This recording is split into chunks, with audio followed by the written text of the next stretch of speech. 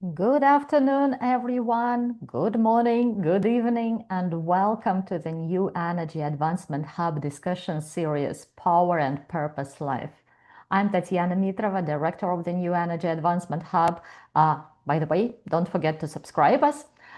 Joined by my co-moderator, Kruti Kabala, and today we are here to discuss an extremely controversial topic. Actually, the discussion started already in internet under my post and became very emotional. I would say it reminded me of religious disputes. So it looks like a matter of faith.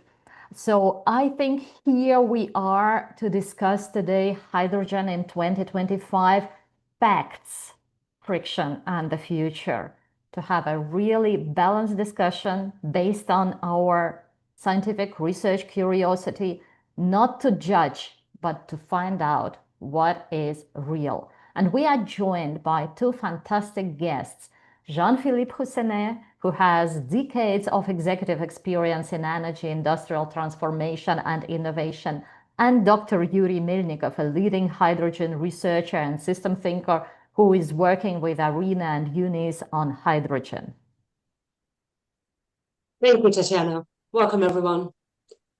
Billions in subsidies, dozens of roadmaps, endless headlines.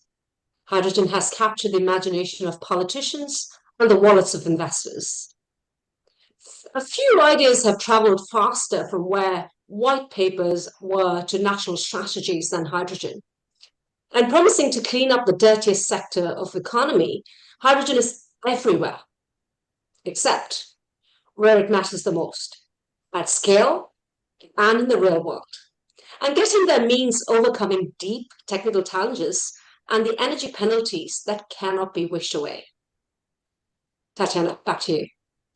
So I want to make a very short housekeeping announcement.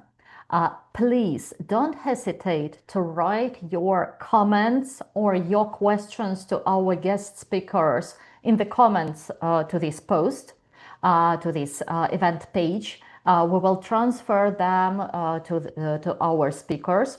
If you want to share any links to the publications or resources on hydrogen which you believe are useful, please don't hesitate to do so. We want to create a space with good information, with critical information. And yeah, that's it on housekeeping. So let's go straight ahead. The majority of comments that I've got on this event announcement, they were related to thermodynamics. Lots of people written that hydrogen is a deeply inefficient energy carrier. You lose energy basically at every step: production, compression, transport, conversion. You can throw up to 60 to 80% of the original electricity. We are talking about green hydrogen before any useful energy is delivered. Rutika? Absolutely. I totally agree with you on that, Tatiana. One of our contributors, and I was going through the list, overwhelming amount of information there, quite a treasure trove. And one of our contributors, Morton Fish, put it across, and he asked, how is it possible to believe that hydrogen can never be a major energy carrier when the physics guarantees such low efficiencies and high cost? So, so consider this. If rapid decarbonization is the priority, does hydrogen make sense as an energy carrier? Or are we really trading simplicity and efficiency for a solution that possibly remains constrained by physics? I wonder what Jean-Philippe has to say about it. Thanks. I want to start with a very simple, pragmatic view, right? If you've got a tank full of hydrogen, you can do basically two main things with it, right? Either you open the tap very slowly and you light it up and you burn it. So that's how the Apollo rockets went to the moon, right? Or you combine it with something else and get electricity out of it, right? So the power, comes from that simple reaction, but it means that there is electricity that's generated or used at one point, right? So it means hydrogen basically will compete with anything that produces electricity in a different way, right? So if we look at mobility or power generation at scale with hydrogen, there is a stage where we produce electricity, right? Either to generate the hydrogen, right, by separating water, right, by splitting water, or we have the hydrogen in the tank in the car, and eventually we're going to produce electricity to power electric motors, right? So you're in direct competition with other means of providing or using electricity, right? So is this a very easy solution? The answer is no, right? Because we know how to produce electricity fairly simply. We don't have to produce a gas, then compress the gas, then store the gas, then move the gas, then leak the gas, and then do the opposite way so we get electricity at the other end, right? We can just go a lot quicker, right? So it does impact it a lot. For the rockets, it's pretty good, but the use is fairly limited. That's a great point, Jean-Philippe. It's like charging your Tesla by towing it behind a diesel truck of some sort, Yes. when you want to think about it. Yes, I I wonder if Yuri would like to come in and yeah, getting the people inside the car to pedal. correct. Absolutely, absolutely. So if Yuri had anything to add to this conversation. Thank you. Thank you for the question. Actually, I had a PhD in thermal engineering, so I do understand something about thermodynamics and efficiency and all other stuff. And I completely agree about inefficiency of hydrogen value chains. It is actually a big problem. But please look at on it from another side. The only source of clean energy which we have, I mean big source of energy which we, big source of clean energy which we have in our universe is the sun. The only possibility for us as for humanity is to use this clean energy as much as possible instead of fossil fuel based energy which we use at the moment. So the efficiency of how we use this energy at the moment is zero at the moment. Zero, close to zero. Most of energy is just throwing into universe. We use only a little part of that. So the hydrogen is possibility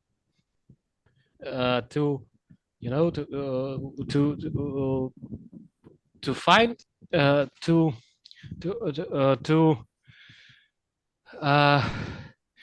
to use some part of this energy in some processes which is it really when and where is it is really needed,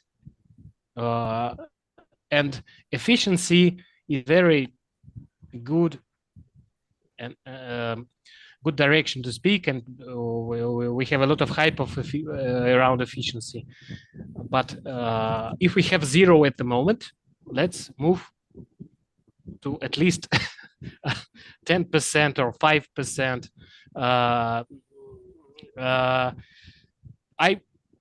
I would welcome the discovery of more efficient way to store and transmit clean energy at scale, comparable to how we handle fossil fuels today. I'd also very I'd also be very glad if we could find a more effective method of decarbonizing hard-to-abate industrial sectors without this. Considering all this, talks about efficiency. Yuri, Jean-Philippe, you've talked about green hydrogen. And as far as I understood, you made the main focus on its utilization for power generation and mobility, which is indeed creating lots of questions on its efficiency. Yeah. What about using hydrogen as a feedstock? And what about other colors of hydrogen? I mean, I know there is a lot of criticism to this whole rainbow of hydrogen colors, but blue hydrogen, yeah, what do you think about it? Because we didn't limit this discussion to green hydrogen only. We want to look at the whole hydrogen universe. So what's your view, Jean-Philippe? Two things. First, the feedstock part. For me, the feedstock part is absolutely important. And today, the hydrogen that's produced is used as feedstock in some different industries, right? Creating fertilizers, the steel industry, and a few others. And that's where it's used. So for me, if we could produce that hydrogen in a way that is a lot cleaner than today,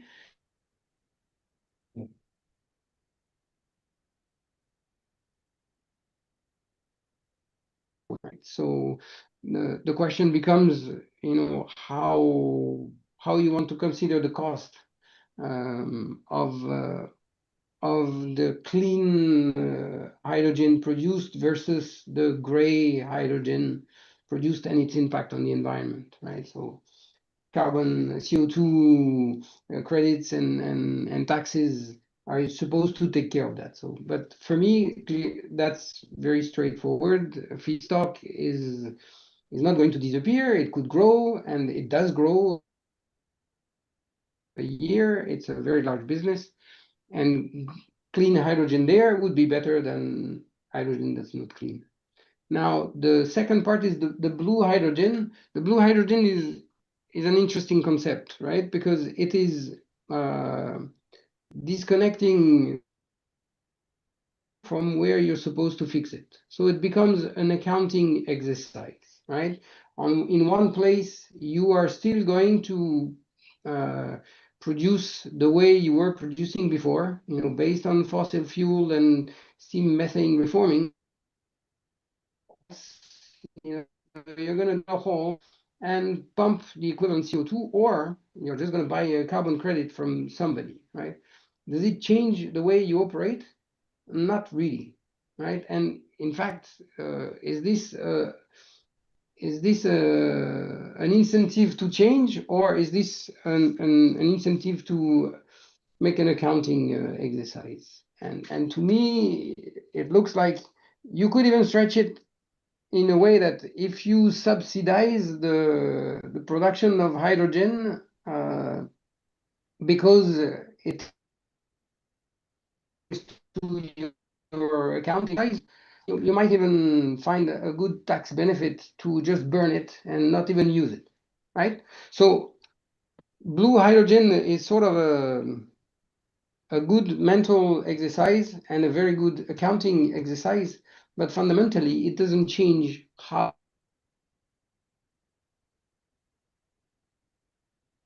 extend is half a good solution, in my opinion. Now, to put things in perspective, right, the oil and gas industry drills probably around per year, probably uses 500 wells to inject CO2 today, right? So blue hydrogen is not a reality today, right? You have a couple of flagship projects, but the reality is we are not there yet. So we talk about an interesting concept, exercise, but not to their reality, right?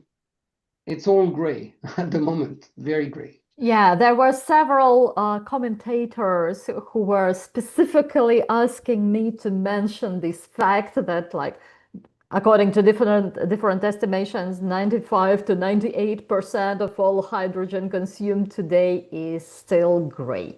Yeah, so I do, guys. I promised. Yuri, I want to readdress the same question to you, as you are working with numerous hydrogen strategies which are developed today globally. Is there any path that makes sense from thermodynamics, from physics point of view, or are we ignoring engineering logic for other reasons? Thank you, Tatiana. Again, I am engineer. I cannot ignore engineering logic by basics. It is not possible. And yes, I work with several international institutions, and actually, I've read about 50 national hydrogen strategies, pencil in hand, very carefully, and each one has its own reasoning for pursuing hydrogen. Some view, we actually find it two ways in this document, and maybe I put a link to this to this report, which we published kind of 1 year ago. There are two approaches which is actually used by policymakers in different parts of the world. First approach could be called as to approach to hydrogen as a silver bullet, like hydrogen is everywhere for everywhere. Others see the hydrogen as a champagne of the energy transition. Like champagne is a very expensive drink which you can have in the end of your of your party, but in the end of your party, not in the beginning, and not instead of a party. So in the end. The second approach, champagne of energy transition, means that you can use hydrogen only in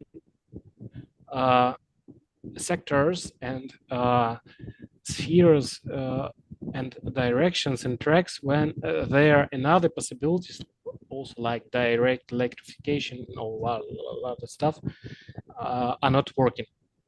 And several countries, a lot of countries actually, use such kind of approach. And a champagne of energy transition is not my wording, is a wording of it is a wording of one of policymakers from, I think, from Austria. But several countries use several approaches, and if you look into China, for example, in my point of view, and if we look into what we are doing at the moment, really doing in financing and engineering at the moment, we are closer to silver bullet approach. And would anyone seriously claim Chinese engineers lack engineering logic or no? Maybe we have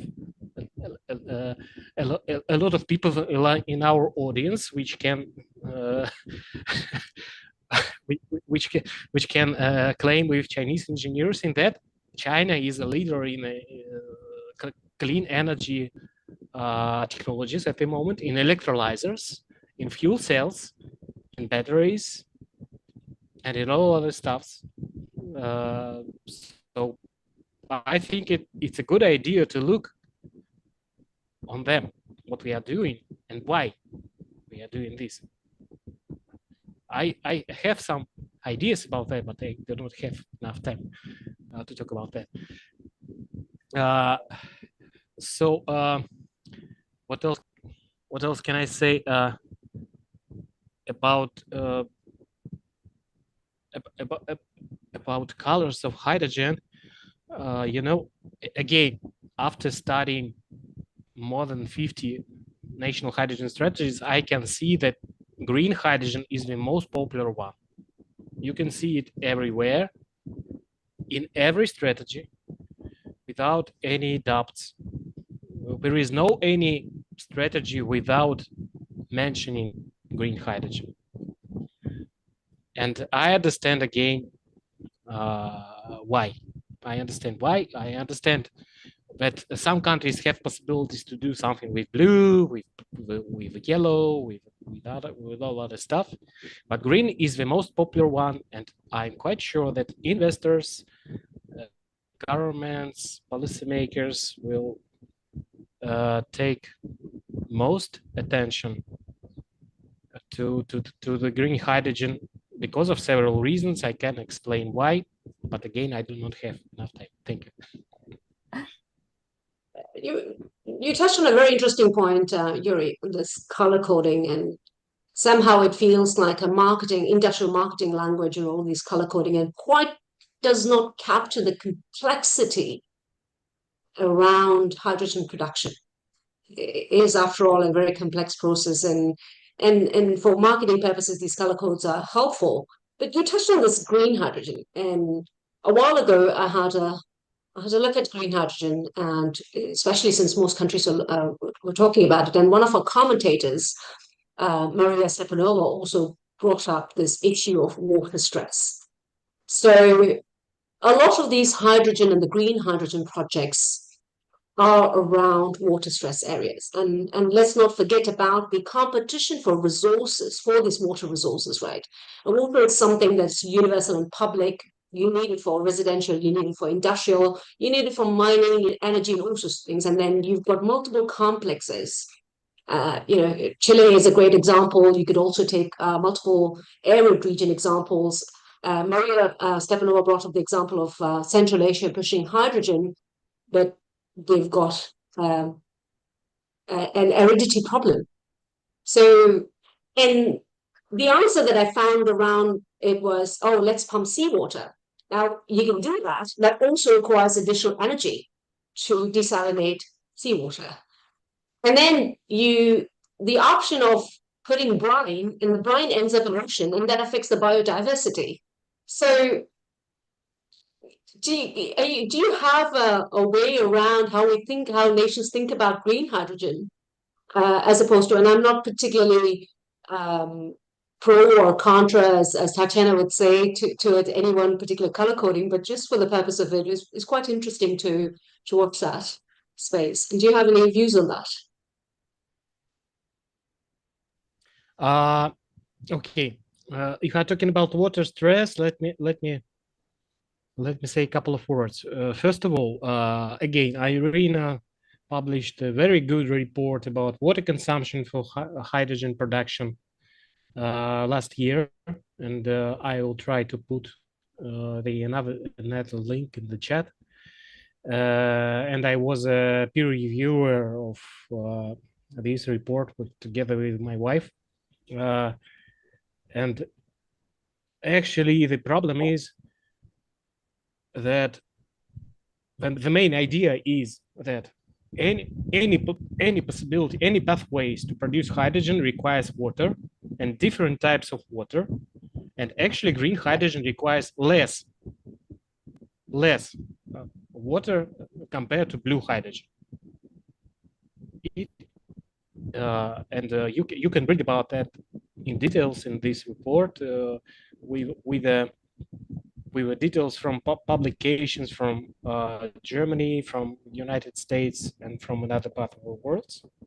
It is also depending on several stuff of technological processes, but actually anyway, in any case, you need a kind of 20 to 30 liters of water to produce hydrogen, 1 kilogram of hydrogen, and it is truth. And another part of the truth is that most of the regions which have a lot of cheap renewable energy, like Saudi Arabia or Middle East or China or so several parts of the world, including Chile, they do not have a lot of water. It is true again. But another part of the truth is that it is not red flag. It is not a red flag because the amount of water which we use already in the energy sector in several places, in several parts of value chains, in several parts of the world is huge, really huge. And the amount of water which we need to produce hydrogen is not so big, is not so significant to talk about that so loudly. So like, you can arrange a hydrogen production facility in the middle of desert, like several projects actually are developing at the moment in Saudi Arabia, for example. We do not have enough water there, but actually it is switching the problem from the real source to another one. The real problem is energy, renewable energy. You need to have a lot of renewable energy, cheap renewable energy in this place, and you need to bring technology here. If you have a lot of renewable energy, if you have technology, you can produce water from almost everywhere, including air. It is not a problem. So if you are talking about Central Asia, I again would be happy if you can address to Irene a report about green hydrogen for green industrialization in Central Asia in South Caucasus. I am a co-author of this report, and it was published 2 months ago. And again, I will try to get the link now and publish it here. And we addressed the water stress issue there. Central Asia is not the like a black box. Central Asia consists of several countries. You have Tajikistan, you have Kyrgyzstan. We were rivers, which actually creates a lot of water, and you do not have any water stress problem at all. No, there is no problem. The same thing in Georgia, in Armenia. You do not have any water stress problem there. So maybe in some regions, it could be, in some projects, it could be an issue, but not the main one. Not the main one.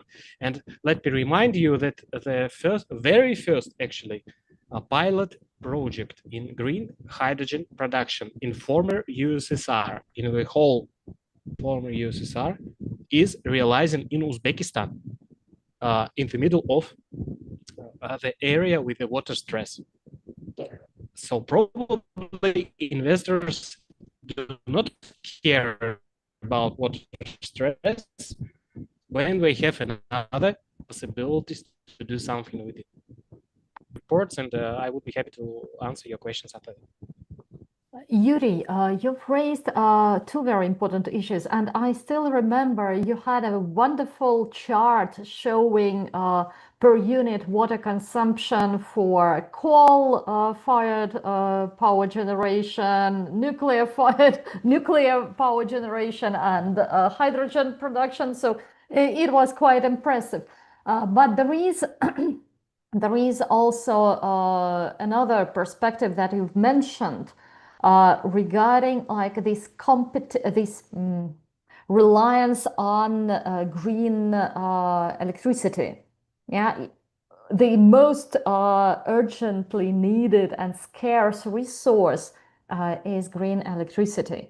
Yeah, and either you use it directly or you convert it into hydrogen, into green hydrogen. Yeah, so this is the dilemma that many governments are facing. And I've promised Michael Liebrecht that I will mention his chart, which is really quite impressive. I'll also share it here, which is comparing emission reduction using 1 terawatt of clean electricity, yeah, with the direct use of clean electricity, nuclear or renewable, reducing emissions by 2 to 9 times as much as any hydrogen pathway, talking about hydrogen conversion from electricity.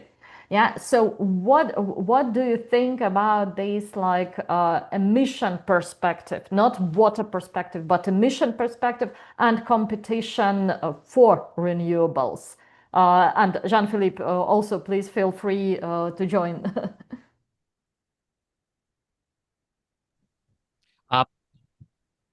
I understand. Actually, if we compare using hydrogen with another possibilities to decarbonize something, including direct electrification, of course we can build a ladder like Mikhail Liebrecht did, and it is very interesting picture and very informative, and of course it helps to fight with hive actually, of course. But okay, how are we going to electrify steel making, for example? How are we going to electrify creating of fertilizers? How are we going to electrify clean energy storage in large scale? I mean, not in tankers, but in large scale, in seasonal scale. Now, everything, our everyday life is based on seasonal fossil fuel storage of energy, like tanks, like coal deposits, like tankers, thousands of tankers which we have around the sea, around the world. How we are going to move from this status to clean energy? What is our solution? Clean electricity? I am not sure, actually. Or let's calculate it. We cannot electrify seasonal storage of clean energy. It is not possible at the moment. At the same time, it is not possible to electrify high maritime transportation and long-haul aviation. It is not possible. We cannot electrify planes which we need to have a lot of energy on the board to bring us from another from one continent to another.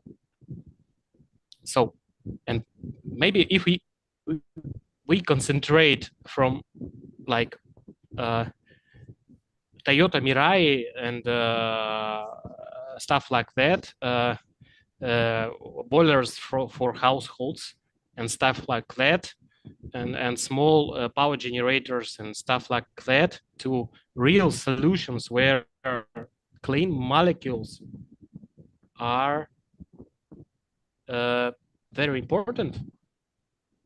Maybe in that case we can find new solutions and help hydrogen to do real positive things for us and for climate. Very interesting. Jean-Philippe, is there something that you'd like to add to this conversation? Yes, the seasonal storage. I hear from Yuri is very interesting in several ways. One, talking about seasonal. The first one is the competing environment, right? Hydrogen is competing with other sources of energy, and contrary to what happened in the previous 150 years of our history, where a source of energy would appear and then grow, and then another source of energy would appear and bring additional energy, right? So we started with coal, then we added oil, then we added gas, then we added photovoltaic, then we added wind, then we added, and so on. But for hydrogen, which was there from the beginning, right? We did not manage to add a very significant slice of energy with the hydrogen, right? So that's a particularity. Hydrogen is competing with something else pretty much everywhere, except in the feedstock scenarios that Yuri mentioned, which are very clear, right? To produce ammonia, we're going to have hydrogen, right? And this one, there's no way around it, right? So it's not competing much with anything else. The second thing is the seasonal storage, right? If we oppose it to oil and gas ways of doing, right? Then the comment is fair, but I would wave my French flag here and say, look, in countries like France, where nuclear power was important, we found a different way to have a steady supply of energy, right? So again, there might not be one solution, but maybe France is rather an exception than the rule, right? It's possible as well. So those two things are, I think, important to mention. If we had to start from scratch, and I seen this comment on the post on LinkedIn that would we build hydrogen pipelines and be better off now rather than electrification, for example? I think it's an interesting point, but I think again, the physics are going to dictate that we would have had an energy much more expensive per kilowatt if we had done that rather than electrification, right? So hydrogen, unfortunately, is a sound idea because there is no C in the molecule that's called H2, right? But apart from that, it's very costly or complicated to use, right? And that's the inherent characteristics of that molecule, right? It's very hard to store, very hard to move, very hard to keep.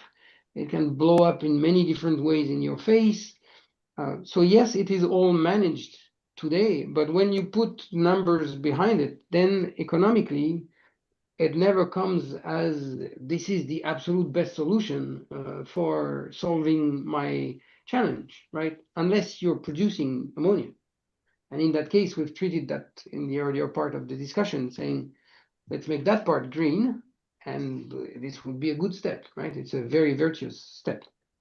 For the rest, hydrogen inherently is penalized by its nature, right? And every time you listen to a presentation about hydrogen and the person starts by, I'm not an engineer, but then you have to really pay attention of what is going to be said, because you might go into the realm of magic rather than the reality that we all know, right? Hydrogen behaves a certain way, and we're not going to change that, not today. Jean-Philippe, I'm not an engineer, but I'm an economist. Yeah, so I'm looking at the costs and profits and market size. And though, as you've mentioned, the market is growing 3 to 5% per annum, not that much compared to the other green technologies, but still good growth. So the market is there. But numbers and margins are really challenging. So I suggest now to move a little bit from physics to finance.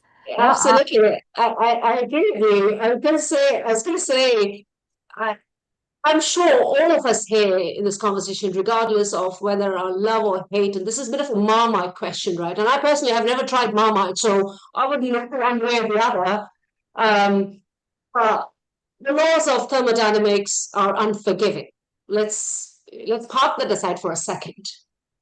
And Tatiana and all of you, I think, referenced Michael Liebrecht's the famous hydrogen ladder, which is always a source of reference for me too. And I've had the profound opportunity to listen to some of his presentation. And so I want to talk about the rabbit in the room. And the reason I say the rabbit in the room is subsidies seem to have gone wild, and subsidies are like carrots, as Michael Liebrecht once said, and I think it's one of his famous quips that he talks about. So that's why I said rabbit in the room, where the subsidy seems to have gone a little bit wild.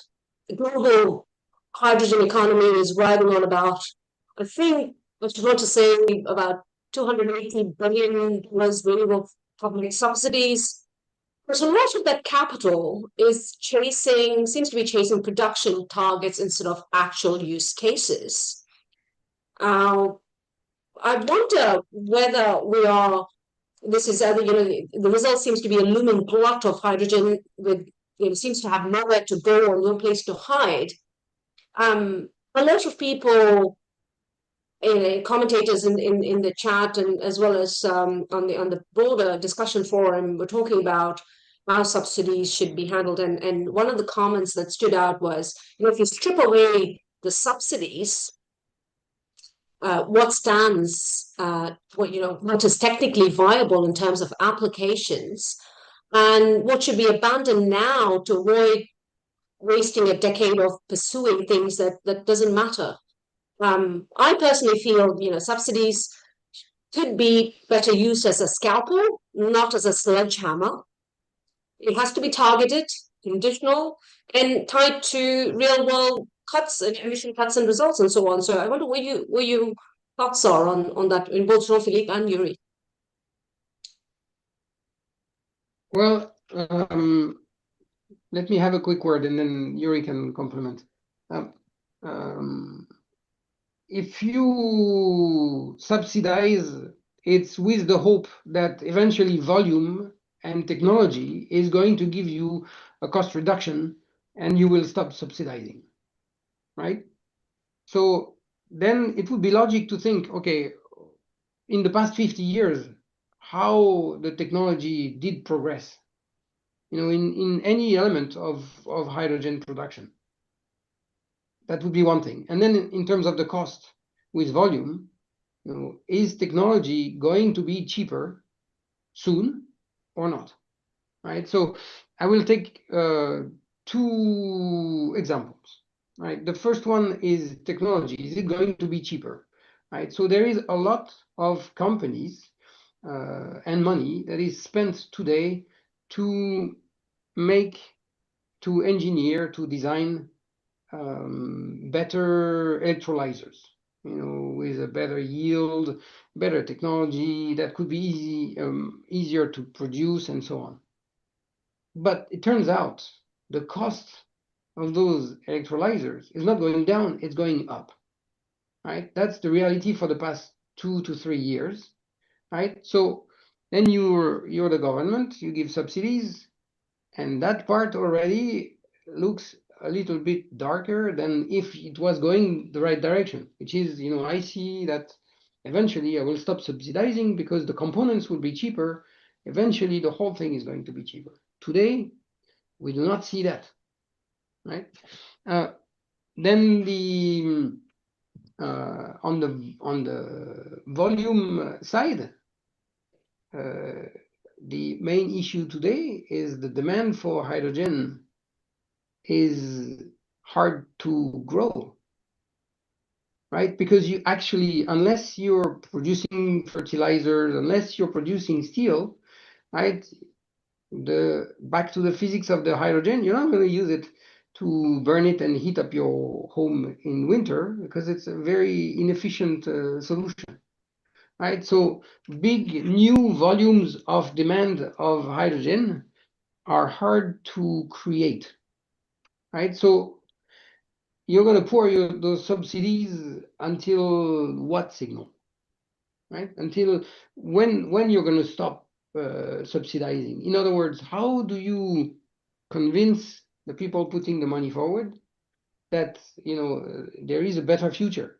Today, it's not very easy to guess.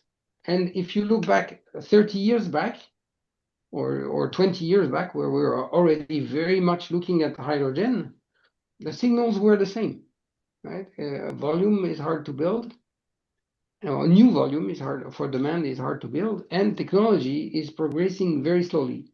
Again, back to my point of being in a competitive environment. If you look at batteries or electrification, the progress have been dramatically fast. And we've all seen the fruit of that, right? 20% of the vehicles sold today are EVs, more or less, right? So that's thanks to new technologies in batteries that are coming on a weekly basis, right? So you don't have the same thing. And to align with the economic mindset that Tatiana mentioned, right? If you're an investor today, the questions are, do I invest in there because I'm a philanthropist and my other investments are allowing me to do that? Or do I invest in there because I see the light at the end of the tunnel that other investors have not seen, right? And back to the 2 points, is there volume? Is there significant technology advancement to justify major investments? I suppose quite a few governments are starting to answer, maybe not in the proportion that we thought yesterday, right? Because you see a lot of projects that are announced, but the FID, the final investment decision, is a very tiny portion of that, right? Yeah. So to me, all that makes sense, right? So it's not to be gloomy. We do have to continue to invest in R&D, making sure that we chase the new technologies and the progress. But in the short term, where finance is limited, you might want to consider options that have a quicker impact on the ultimate goal, which is decarbonize, right? I have here a question which I really want to ask. I apologize for everyone. We will not be most likely able to address all the questions. There are more than 100 of them, but we will try to do it afterwards. Yeah. Anyway, there is a critical question, I believe, regarding all these subsidies and hydrogen investments. Yeah, as you, Jean-Philippe, mentioned, the progress is not in cost reduction. First of all, is not as good as people were hoping. Nevertheless, every second month, there are some publications about breakthrough and hydrogen for $2 per kilogram or something like that. Yeah, there are numerous hydrogen startups and scale-ups already. Yeah, so people are investing. I mean, organizations are investing money. Significant amount of this money is coming from the governments.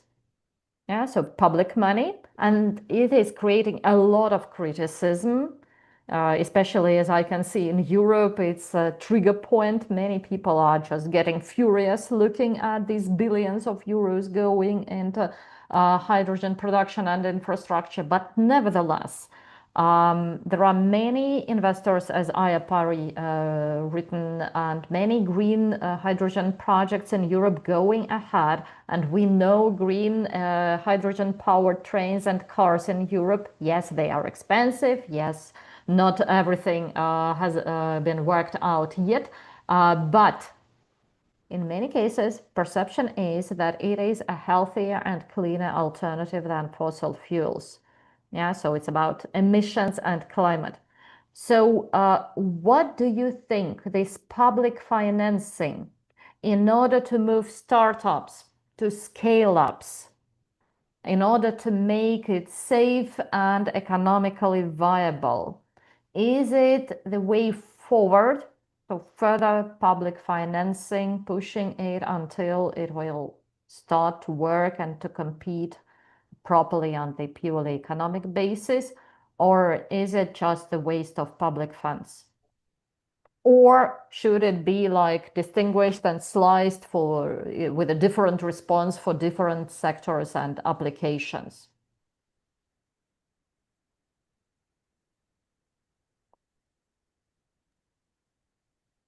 Perhaps one word, to be fair with the people in the public sector, I don't think anybody is willingly wasting money, right? They may be mistaken into which goal to achieve with the money that's put forward and what else could be done with the same money if it was put elsewhere, possibly, but they don't. We summarize it as a possible waste of money, but it's not okay. Let's waste money tomorrow and put it there. I don't think that's the mindset. Now, it may really, well, there are signs, right, where there are signs today that show that public funding is announced but not realized in the hydrogen sector, right? And in a very significant manner. You have 3 or 4% of all what's announced that eventually goes to a final investment decision, right? So it means probably there is a lot more scrutiny. It could be. Probably more people start to think that yes, hydrogen is a molecule and not just a concept, right? So it has some limitations. So in that sense, maybe there is a bit of reason. Again, being in a competitive environment, it could also be possible that even public pockets being limited, some of the money gets redirected into something that can be more fruitful quicker, right? So in that sense, because the technology is not so easy and magic, many people start to realize, look, we have to scrutinize a lot better, because if we look at what we invested in the past 10 years, what did we get for that money, right? And eventually the voters will start to do the same, follow the same train of thoughts, right? Instead of thinking, okay, what will happen in the next 10 years, it says what has happened in the past 10 would be an interesting picture to have, right? And in that, if we start to do that, then we might see that a lot of money has been circulating, but did not help so much hydrogen economy to get a good grip in some of the aspects we're discussing today. Yuri? I know it's a tough question, but at least some considerations. It's about public money, about funding all these hydrogen scale up. Yeah, because at the moment it's mainly like a startup domain and the number of publicly funded pilots, generally speaking. Yeah, so what about scaling up? Should it be funded by the governments? Yeah, pushing more and more money into this domain, or should there be some limit, or should they distinguish between different sectors and applications? What do you think in terms of subsidies, governmental support mechanisms is really making sense? I think every government should and have a right and have a possibility and sovereignty to do something with its own subsidies, how to do and how to spend it in a proper way. I would not suggest to cover in Germany compared to China or Japan or Korea Republic. They all have different goals. They all have different circumstances in industry, in energy, in climate policy and emissions and all other stuff. For example, countries which have already industry with a lot of companies in fuel cells and automotive industry, like Japan, Korea, China, United States, they can think about putting some subsidies into hydrogen mobility just to support this direction, just to support transforming producing of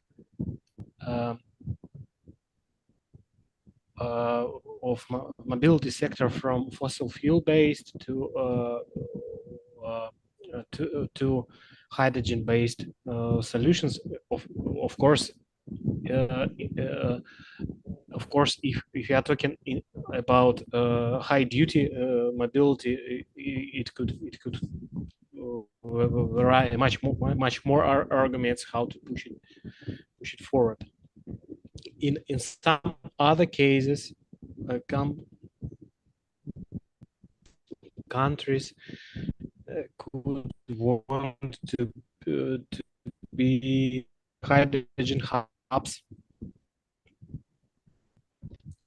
and trade hubs position in the trade in global trade, like the Netherlands, like Panama, Trinidad and Tobago, and several other countries across the globe. And they could spend some additional subsidies to completely different sectors of hydrogen value chain. So United Kingdom is not the only country in the world, and we cannot use this ladder from United Kingdom to every country. It will be not so.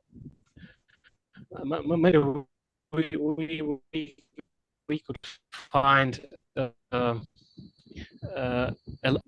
some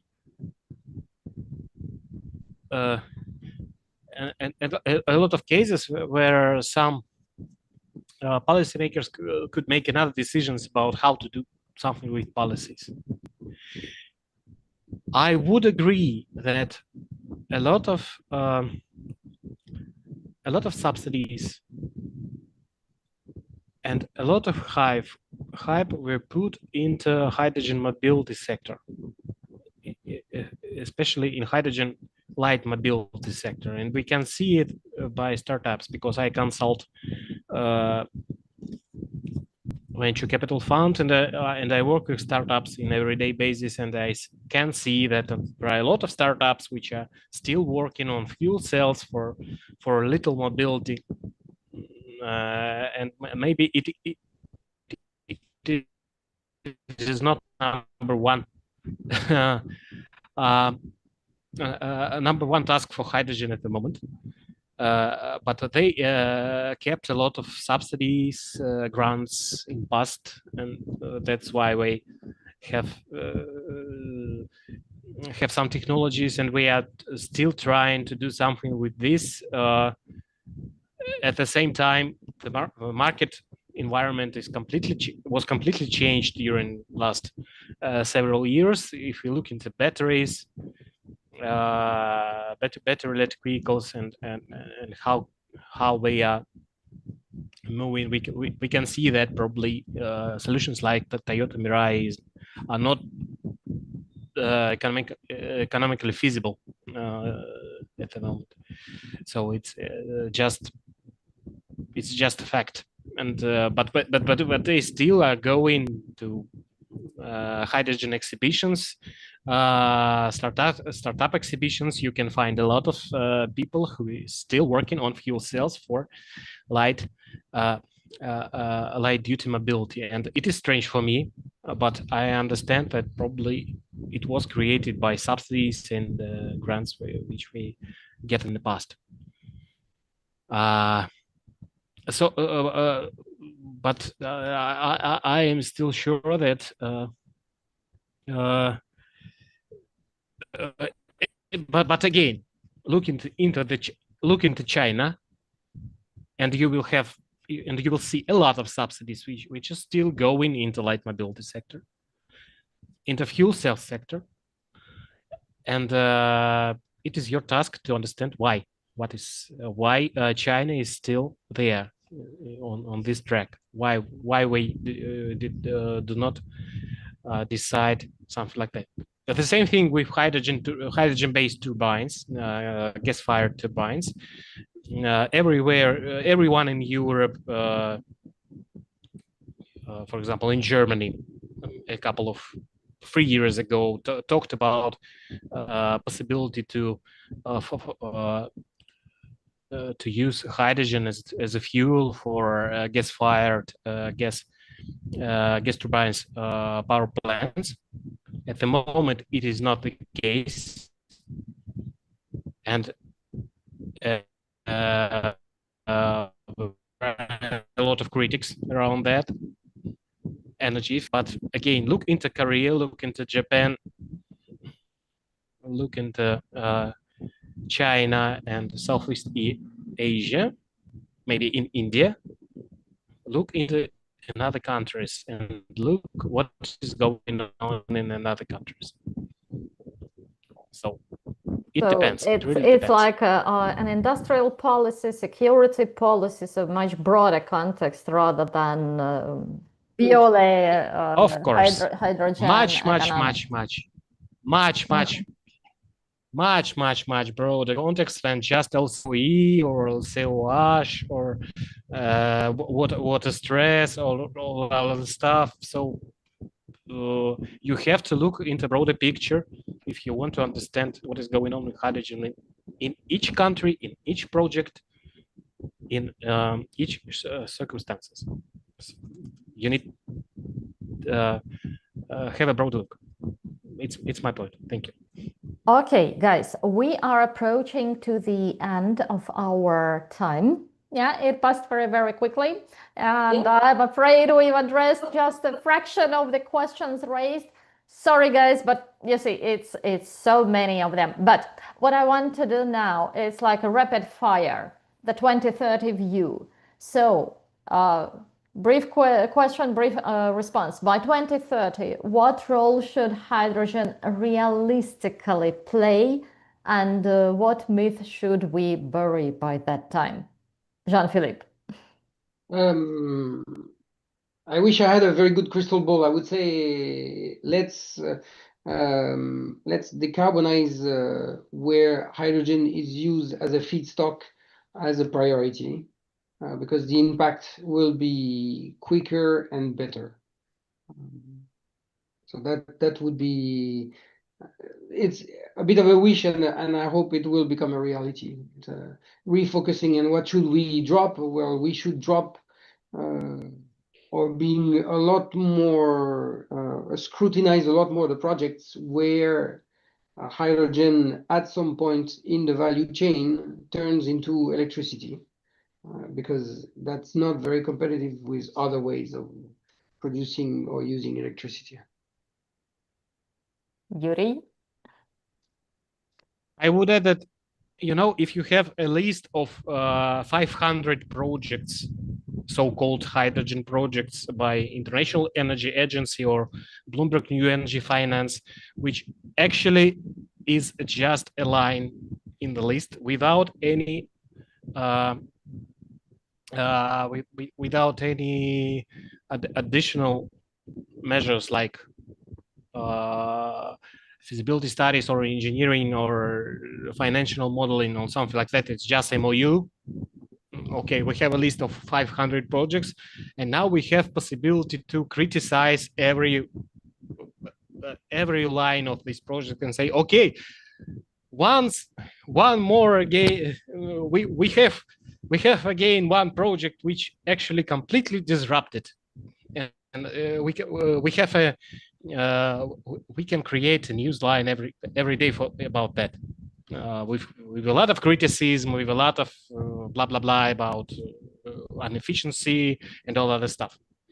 It is quite easy, and actually, it is the picture which we can see at the moment.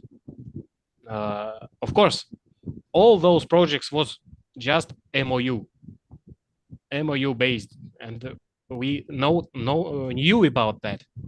And International Energy Agency also told us about that, but 95% of those projects is just MOU based.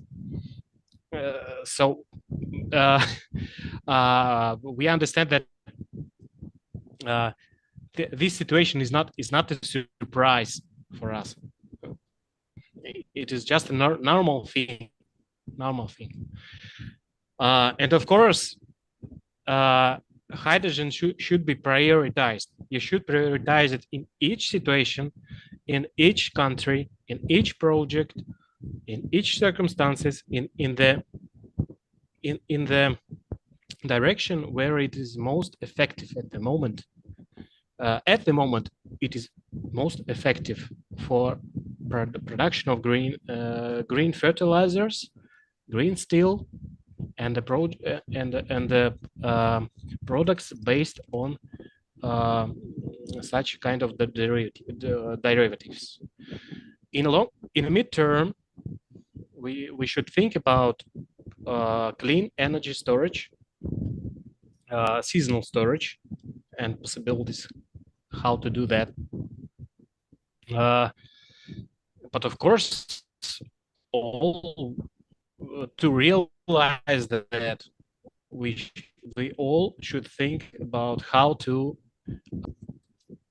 do it in more efficient way, to do it more more scalable in terms of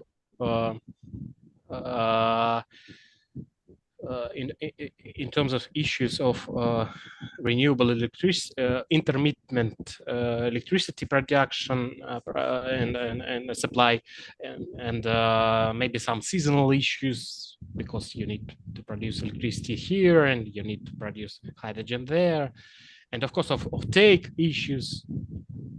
They create a lot of things to. A lot of points to think about. But of course, that if we want to look into hydrogen right now, it is consensus that we should look into fertilizers, green steel, and hard to abate sectors more than in other sectors. And this is a new point compared to what we did have several years ago, when hydrogen was considered as a silver bullet to put it everywhere, even in households. Thank you, Yuri. And I think we've sort of gone past the hour. Probably perhaps it's time to wrap this session up and allow you to carry on with the rest of your day, evening, whatever it may be. I think both Jean-Philippe and Yuri, you mentioned some really interesting points there. To me, what today's discussion shows us is, and continues to show us, is that the laws of physics still matter, regardless. There are engineering limits, but I also don't think that it's all not hype. There is a role for it in the future, with engineering limits that still matters. As you mentioned, in heavy industry and long haul shipping, and as feedstock for chemicals and fertilizers, hydrogen is indispensable. But outside these niches, it sometimes is often a poor substitute for direct electrification in many instances, as we've seen. So perhaps if I would be right to summarize this as, not as a universal adoption, but more as a surgical deployment, where focus on innovation and capital into hydrogen makes sense, and also resist the temptation to speed it thinly across the entire economy. No amount of PowerPoints or policy papers can ignore the fundamental nature of the laws of physics and engineering and all of the things that comes together. Tatiana, Yeah, what do you think of that? I will build on that. So basically, that's my takeaway as well. It started as a hype. Apologies, but it was a hype. We all saw it. Now it's becoming anti-hype. And I saw it during the last 2 days under my post. It was very clear with a lot of criticism. I mean, people are really triggered and irritated by this hype, and it's understandable. So probably now it's time to, like, after this cold shower, to start to think rationally and to make balanced decisions and to really stop asking how can we make hydrogen work everywhere and start asking where does hydrogen work better than anything else and how to make it working better than the nearest competitor. So there is definitely a role for hydrogen. We have it already in our energy system. We cannot say just it's completely false, let's forget about it. It's not, as we all said, a silver bullet, simply because of the laws of thermodynamics and cost. I'm saying as an economist. But there is definitely a role, but I suspect it has to be thought through in a much more cautious and careful and rational way. So there is plenty of work ahead. We will try to post all the reports and articles and charts that we've mentioned under this post. I will strongly encourage, I don't insist, but Jean-Philippe Yuri, if you have time, please try to respond the questions that you can, that we didn't manage to ask directly during this conversation. And I want to thank both of you for incredibly interesting, frank discussion. I know how difficult it is. It's like between the rock and the hard stone, yeah, trying to find the right balance and getting wrong answers anyway. Yeah, we will not be able to give like 100% correct response. But at least I hope that this session was useful for our participants, for our audience. Guys, don't trust us. Don't take anything that we are saying as granted. Just go dig in, look at the materials, make your own assessment, make your own conclusion. It is all thought-provoking. It's not to respond the question, it's rather to put the right questions in place. Well said, Tatiana. I always feel like the best type of discussion is when, as sitting on the panel, we're all stumped by the level of question and the depth of question you get and you can't answer. And I always feel like those type of discussions are usually the most successful one because that's sort of helped us think this through in a very critical, structured way. And that's what the audience has done. If you see the chat and your post, it says, I'm absolutely stumped. And it'd be fantastic for us to explore these answers. And you've just summarized it so elegantly. And I want to thank all of the participants as well as our guests. And thank you for being such a wonderful co-host for this. Yeah, and thank you guys for staying with us. So please follow us at the New Energy Advancement Hub. We are promising you to have more of such discussions. Yeah, subscribe not to miss that. Thank you on that and goodbye. Bye. Bye. Thank you.